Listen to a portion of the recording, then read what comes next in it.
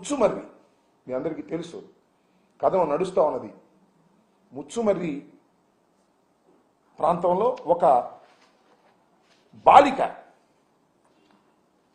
ఈ నెల 7వ తారీఖున 10 గంటలకు ఆడుకునేందుకు ఇంటి బయటకు వస్తే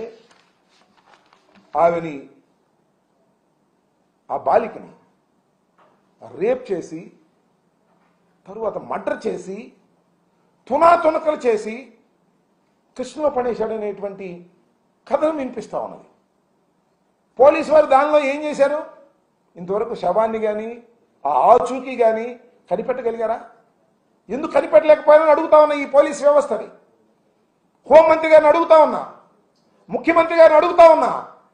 ఇదంతా పోయి నిన్న చాలా చిత్రమైన విషయం ఏంటంటే, ఒక కుర్రవాడిని దురదృష్టవశాత్తు మరి అతను తీసుకొచ్చారు. వాడు అనుమానితుడని వాడు ఎరగొట్టారు. పోలీస్ స్టేషన్ చనిపోయాడు. అతని మీద గాయాలు ఉన్నాయి. ఇది నేను చెప్తున్నటువంటి అంశం కాదు. ఇది పోలీసుల విచారణలో వ్యక్తి మృతి. ఇది ఈనాడులో వచ్చింది, వారి పత్రికలో. పోలీస్ విచారణలో వ్యక్తి మృతి. పోలీసు విచారిస్తుండగా ఆ వ్యక్తిని కొడితే ఆ వ్యక్తి మరణించినటువంటి సందర్భం. Lockup death. దళితుడు అతను. పైగా లాకప్ డెత్ చేస్తే దాన్ని మసిపూసి మారేడికాయ చేసేసి అంతటితో క్లోజ్ చేసేసి దహనం చేసేసి కార్యక్రమం చేస్తున్నారు.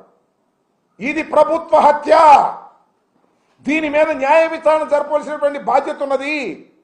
నిజంగానే ఈ ప్రభుత్వానికి చిత్తశుద్ధి ఉంటే అనుమానితుడిని తీసుకొచ్చి ఇష్టం వచ్చినట్టుగా కొట్టి అతన్ని మరణానికి కారణమైనటువంటి పోలీసు వ్యవస్థ మీద తక్షణమే యాక్షన్ తీసుకోవాలి, విచారణ జరపాలి.